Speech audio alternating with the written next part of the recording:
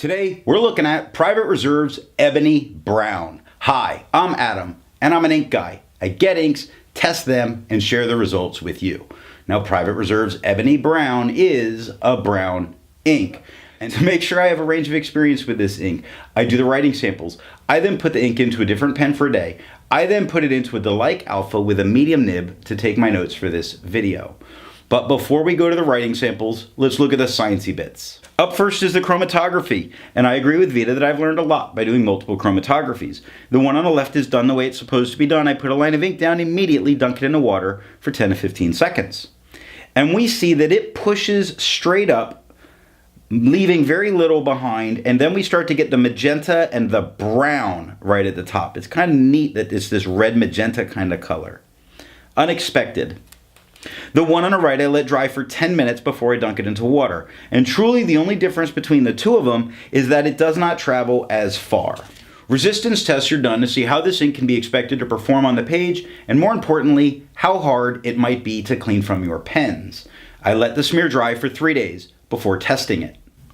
Looking at the highlighter, we see that it feathers and spreads all over the place and it becomes quite blurry and hard to read. I would avoid this ink if I was note-taking and felt the need to highlight because I'm afraid that I would lose something important. Water, with only 30 seconds down, completely reactivates and pulls almost all of this ink off the page. I see some of the dots of the rhodia paper, and I see only some of that light kind of magenta-y color left behind. Pen Flush, oddly, did less than water. It reactivated and pulled a bunch, but it pulled less off the paper than water did. The good news is it leads me to say that water is all I'm going to need to get this out of my pen. Bleach, as would be expected, is obliterating it, pulling it almost entirely off the page, leaving only a little bit of yellow staining on the paper. For the inks I've tested, I found an average viscosity of 2.5, with the realm of normal being from 2.1 to 2.9. Private Reserve's Ebony Brown has a viscosity of 2.32, making it very normal. Now to find my average dry times, I use my writing samples done with the extra fine and medium nib on Clairefontaine, Tomoe River, and rhodia paper. Private Reserve's Ebony Brown has an average dry time of 11 seconds, which makes it a faster drying ink. It puts it right in a realm with some of their fast dry inks. Now, let's look at the writing sample. I picked this ink up in sample form, and to keep my writing samples consistent, I use a Jinhao 159 with a Goulet 1.1 stub, a Jinhao X450 with a Goulet medium, and a Jinhao X750 with a Goulet extra fine. Let's look at some Clairefontaine. We get no bleeding, no ghosting, all of this schmutz up here.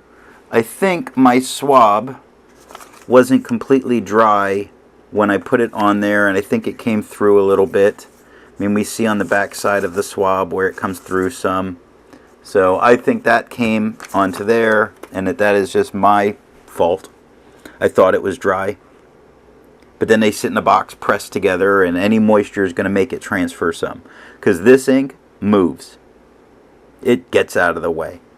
The 1.1, it has no feather, no spread, no halo, no sheen. It is showing some shading. It goes from a very dark brown to black. The extra fine, no feather, no spread, no halo, no sheen, no shade, 11 seconds to dry. The medium, same thing, no feather, no spread, no halo, no sheen, no shade, 19 seconds to dry. The scrubby shows us we're not getting any color variation, and we didn't. The smear says we could likely save this. So we go to Tomoe River.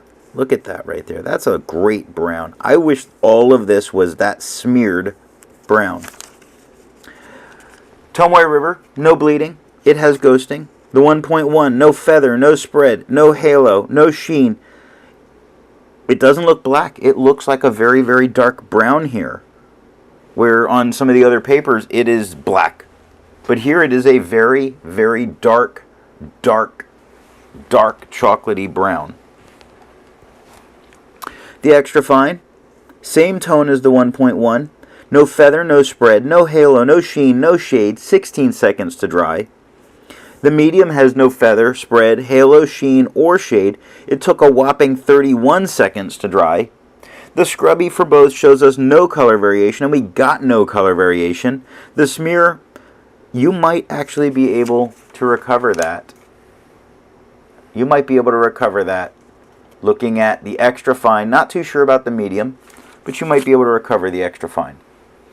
Rhodia paper, no bleeding, no ghosting. The 1.1, we're back to an almost black. An almost black. And I've come across a couple very, very dark greens or very, very dark browns that do that, where they're basically black on a wet pen, and I just don't tend to enjoy them a whole lot. But I have a bias. I also don't tend to enjoy a lot of Private Reserve inks. The ones I do enjoy really stand out great. A lot of them miss the mark for me, and this one certainly misses the mark. But I think this could look professional. I think this could pass in a professional environment if you wanted to use something other than blue or black, because it's such a dark, dark, rich brown. The 1.1 has no feather, no spread, no halo, no sheen, no shade. The extra fine has no feather, no spread, halo, sheen, or shade. 10 seconds to dry. The medium, the exact same tone with no feather, spread, halo, sheen, or shade, and 17 seconds to dry. Now the scrubby showed us we're not going to get any color variation, and we didn't get any color variation, but the smear says you could likely recover it. So I tested the yellow Rhodia in the hope of bringing out some of those browns. Sorry.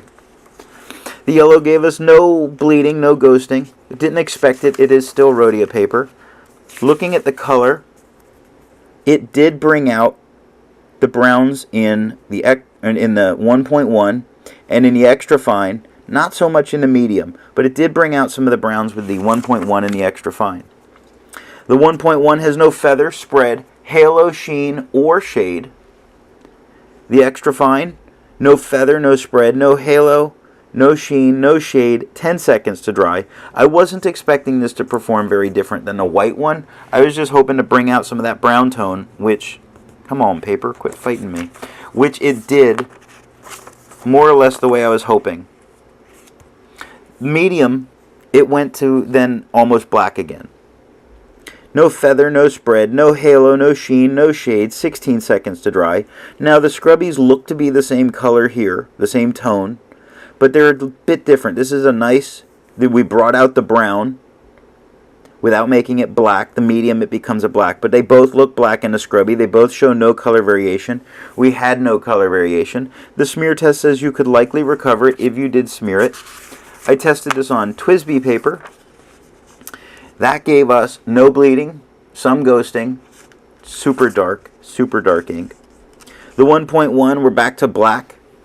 No feather, no spread, no halo, no sheen, no shade. The 1.1, no feather, spread, halo, sheen, or shade, and it took 8 seconds to dry.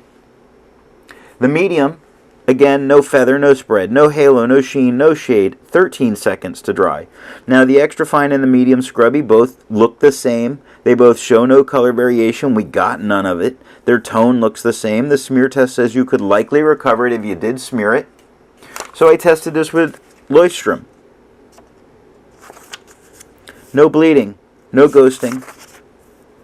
The 1.1 gives us no feather, spread, halo, sheen, or shade. It's like black, but the extra fine turns to this very, very dark brown again. So we get a significant tone change. I just don't think it comes through entirely on camera, but we get a significant tone change. That's just something that the cameras have trouble with. No feather, spread, halo, sheen, or shade, and only 6 seconds to dry. Very nice. It's a nice color on this Leuchtturm paper. It gets much darker again when we get back to the medium. Goes back to that almost entirely black. No feather, no spread, no halo, no sheen, no shade. 10 seconds to dry. The scrubby for both shows us no color variation. The smear test says that we will likely be able to recover it. And that's all that I have for the writing sample. Instead of finding inks that look like Private Reserve's Ebony Brown, I would prefer to find an ink that complements its color on the page. Being that this is a dark brown. I wanted a nice, bright, vivid color, kind of an orangey red color. So I chose the Atramentis Red Orange because it looks orangey red. Before I give my opinion on this ink, I would ask, if you've enjoyed this video, give it a thumbs up. And if it's your first time here, I would invite you to subscribe. So what do I think of Private Reserve's Ebony Brown? I think this is a great, very dark brown that has the chance to pass in professional environments. It shows much more of the ebony in it than the ebony blue did from Private Reserves. When you put two names together like that, you kind of expect a little bit of both. Ebony blue only gave the blue. This one gives some of the ebony and some of the brown, which is fantastic. Thanks for watching.